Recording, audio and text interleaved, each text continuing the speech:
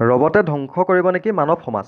বৰ্তমান যদিও আমাক ৰবটে সহায় কৰিছে, ভৱিষ্যত মানৱ সমাজৰ বাবে এক অশনি সংকেত কঢ়িয়াই আনিছে নেকি ৰবটে? প্ৰকৃততে ৰবট কি? ৰবট চিনেমাখনৰ দৰে ৰবটে মানুহৰ ওপৰত এদিন শাসন কৰিব নেকি?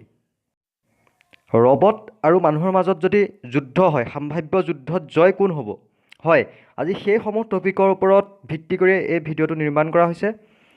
আজি আমি এই ভিডিঅ'টোত আলোচনা কৰিম ৰবট কি?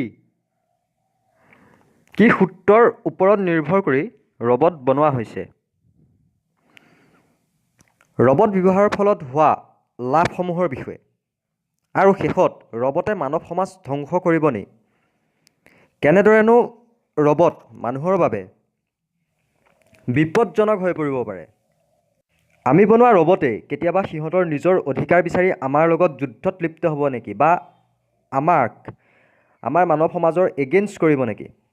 আজি সেইসমূহ টপিকৰ ওপৰত আলোচনা কৰা হ'ব। আহক ভিডিঅ'টো আৰম্ভ কৰোঁ। প্ৰথম টপিকটো আছিল ৰবট কি?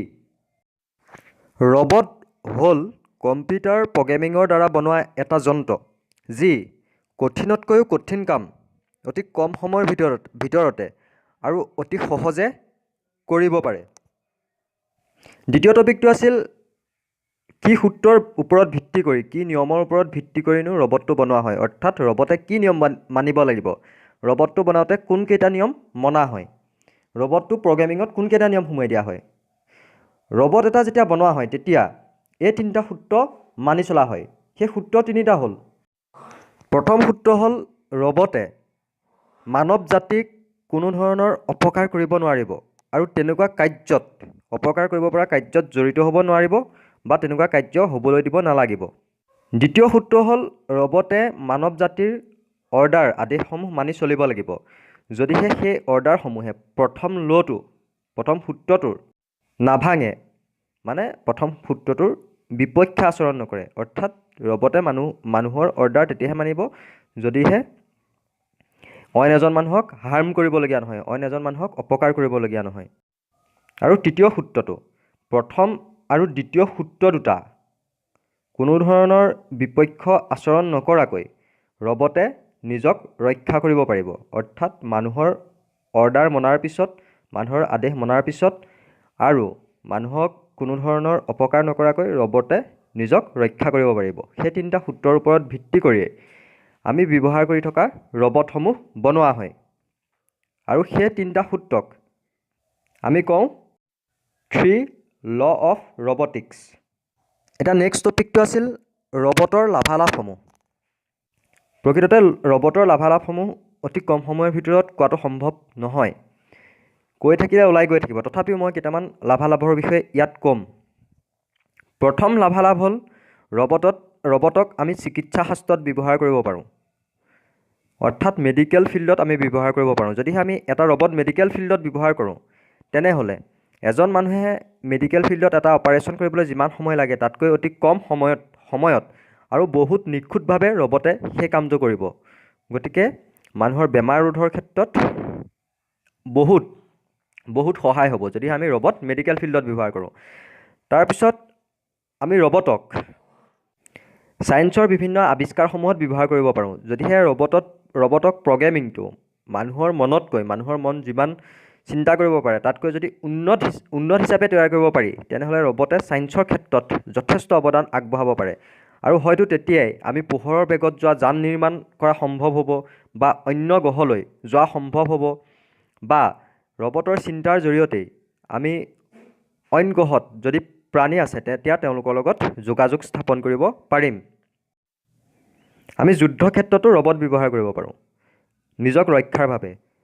যদি ভাৰতৰ কাৰোবাৰ লগত যুদ্ধ হয়, কোনোবা এখন দেশৰ লগত যুদ্ধ হয়, তেনেহ'লে তাত যদি আমি ৰবট ব্যৱহাৰ কৰিব পাৰোঁ, তেনেহ'লে ৰবটে মানুহতকৈ অতি কাৰ্যক্ষমভাৱে আৰু বহুত দ্ৰুত বেগত যুদ্ধত অৱতীৰ্ণ হ'ব পাৰিব, অৰ্থাৎ আমাক ৰক্ষা কৰিব পাৰিব। ইয়াৰ উপৰি ঘৰুৱা কামসমূহতো ৰবট ব্যৱহাৰ কৰিব পাৰি। তাৰপিছত বিভিন্ন জটিল কামসমূহত আৰু অগ্নি নিৰ্বাপনতে হওক বা তেনেকুৱা কামসমূহত আমি ৰবট ব্যৱহাৰ কৰি সুফল লাভ কৰিব পাৰোঁ। গতিকে ভৱিষ্যতে ৰবট ব্যৱহাৰৰ যথেষ্ট সুফল আছে। এতিয়া শেষৰ টপিকটো আছিলে ৰবটে মানৱ জাতিৰ বাবে কিবা অশনি সংকেত কঢ়িয়াই আনিব নেকি? আমি তৈয়াৰ কৰা ৰবটেই নিজৰ অধিকাৰ বিচাৰিব নেকি? সিহঁতি প্ৰশ্ন কৰিব নেকি, মই কোন, মোক কিয় বনোৱা হ'ল? বা নিজৰ প্ৰগ্ৰেমিং চেঞ্জ কৰি মানুহক বিপদত পেলাব নেকি? সমগ্ৰ পৃথিৱীখনেই ধ্বংস কৰি পেলাব নেকি? বা মানুহক নিজৰ তলতীয়া কৰি ৰাখিব নেকি? প্ৰথম কথা, যেতিয়ালৈকে ৰবটিক্সৰ তিনিটা সূত্ৰ, যি তিনিটা সূত্ৰ মই ইতিমধ্যে কৈ গৈছোঁ, সেই তিনিটা সূত্ৰ ব্যৱহাৰ কৰি ৰবট বনাব, তেতিয়ালৈকে ৰবটে মানুহক কোনো ধৰণৰ অপকাৰৰ সৃষ্টি কৰিব নোৱাৰে। কাৰণ সেই তিনিটা লগত সিহঁতৰ প্ৰগ্ৰেমত সোমোৱাই দিয়া হ'ব, কম্পিউটাৰ দ্বাৰা সিহঁতৰ ব্ৰেইনত সোমোৱাই দিয়া হ'ব, সিহঁতৰ প্ৰগ্ৰেমিংটোৱে তেনেকৈ বনোৱা হ'ব। গতিকে সিহঁতি সেই তিনিটা লৰ কেতিয়াও অপ'জ কৰিব নোৱাৰে। গতিকে মানৱ সমাজক কেতিয়াও অপকাৰ সাধিব নোৱাৰে। কিন্তু যেতিয়া লাহে লাহে উন্নত হৈ যাব, টেকন'লজি উন্নত হ'ব, তেতিয়া ৰবটক যেতিয়া নিজে ভাবিব পৰা ক্ষমতা দিব, ফিলিংছ দিব, অনুভৱ দিব, অনুভূতি আহিব ৰবটৰ, তেতিয়া হয়তো ৰবট আমাৰ বাবে অপকাৰী হৈ পৰিব পাৰে। ৰবট তেতিয়া হয়তো আমাৰ বাবে বিপদজনক হৈ পৰিব পাৰে। কাৰণ তেতিয়া ৰবটে নিজে ভাবিবলৈ আৰম্ভ কৰিব আৰু ৰবটৰ ভবা গুণটো, ভবা শক্তি যিহেতু মানুহতকৈ বেছি হ'ব। গতিকে সিহঁতি আমাতকৈ উন্নত টেকন'লজি আৱিষ্কাৰ কৰিব পাৰিব আৰু সেই টেকন'লজিয়ে যদি আমাৰ বিপক্ষে ব্যৱহাৰ কৰে, তেতিয়াহ'লে মানৱ জাতিৰ অৱস্থা কি হ'ব, মানুহৰ অৱস্থা কি হ'ব, সেয়া নিশ্চয় সকলোৱে গম পাইছে। ইতিমধ্যে পৃথিৱীৰ বিভিন্ন ব্যক্তিসকল, বিভিন্ন উদ্যোগপতিসকলে ৰবটৰ এগেইনষ্ট কৰিছে আৰু এছামে ৰবটক ছাপোৰ্ট কৰিছে। যদিহে ৰবট আমাতকৈ বহুত উন্নত হৈ যায়, এতিয়া চাওক, আমাৰ ভাবিব পৰা ক্ষমতা পশুতকৈ বেছি, বহুত বেছি নহয়, অলপ বেছি। আৰু অলপ বেছিৰ কাৰণে আজি আমি বিভিন্ন জন্তুৰ ওপৰত ৰাজ কৰিছোঁ। আমি গৰু পুহিছোঁ, ছাগলী পুহিছোঁ আৰু সিহঁতক আমাৰ মতে ব্যৱহাৰ কৰিছোঁ। ঘোঁৰাৰ পিঠিত উঠি ঘূৰি ফুৰিছোঁ, সিহঁতক আমাৰ মতে, সম্পূৰ্ণৰূপে আমাৰ মতে ব্যৱহাৰ কৰিছোঁ। আমি অৰণ্য ধ্বংস কৰিছোঁ, কিন্তু সিহঁতি একো প্ৰতিবাদ কৰিব পৰা নাই বা আমাক অপকাৰ কৰিব পৰা নাই। সেইটো কেনেকৈ সম্ভৱ হৈছে? সেইটো সম্ভৱ হৈছে আমাৰ ভবা ক্ষমতা সিহঁততকৈ অলপমান বেছি কাৰণে। ঠিক একেদৰে ৰবটৰো ভবা ক্ষমতা যিহেতু আমাতকৈ বেছি হ'ব, গতিকে সেই ৰবটে এদিন যে আমাক ব্যৱহাৰ নকৰিব তাৰ কোনো মানে নাই।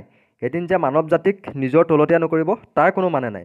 গতিকে ৰবট ব্যৱহাৰৰ ক্ষেত্ৰত ৰবট ভৱিষ্যতে উন্নত টেকন'লজিৰ আৱিষ্কাৰ হ'লেও এনেকুৱা কিছুমান লৰ প্ৰগ্ৰেমিং কৰিব লাগিব, যিখিনি লৰ সিহঁতি মানি চলিবলৈ বাধ্য হয়। যদিও ৰবটৰ ভবা ক্ষমতা আহে, অনুভূতি আহে, সেইখিনি আহিলেও ৰবটক তেনেকুৱা কিছুমান সূত্ৰৰ দ্বাৰা আমি বান্ধি ৰাখিব লাগিব, তেতিয়াহে সিহঁতি মানৱ সমাজৰ একো অপকাৰ কৰিব নোৱাৰিব। ইয়াৰ উপৰি এইটো না কৰিব নোৱাৰি যে ৰবট আমাৰ লগত বন্ধুত্বপূৰ্ণ, ৰবটে আমাৰ লগত বন্ধুত্বপূৰ্ণভাৱেও থাকিব পাৰে ভৱিষ্যতে। ছফিয়া নামৰ এটা ৰবট বৰ্তমান সজা হৈছে, আটাইতকৈ উন্নত ৰবট সেইটো। তেওঁক এটা প্ৰশ্ন কৰা হৈছিল যে ৰবট মানুহৰ বাবে বিপদজনক হ'ব নেকি, ৰবটে মানুহক কিবা কৰিব নেকি, তেনেকুৱা ধৰণৰ কিছুমান প্ৰশ্ন কৰা হৈছিল। তেতিয়া তেওঁ এটাই উত্তৰ দিছিল যে যদি তেওঁলোক আমাৰ বাবে ভাল হয়, তেতিয়াহ'লে আমিও তেওঁলোকৰ বাবে ভাল হ'ম। অৰ্থাৎ আমি যদি ৰবটৰ লগত ভাল ব্যৱহাৰ কৰোঁ, তেনেহ'লে ৰবটো আমাৰ লগত ভাল ব্যৱহাৰ কৰিব।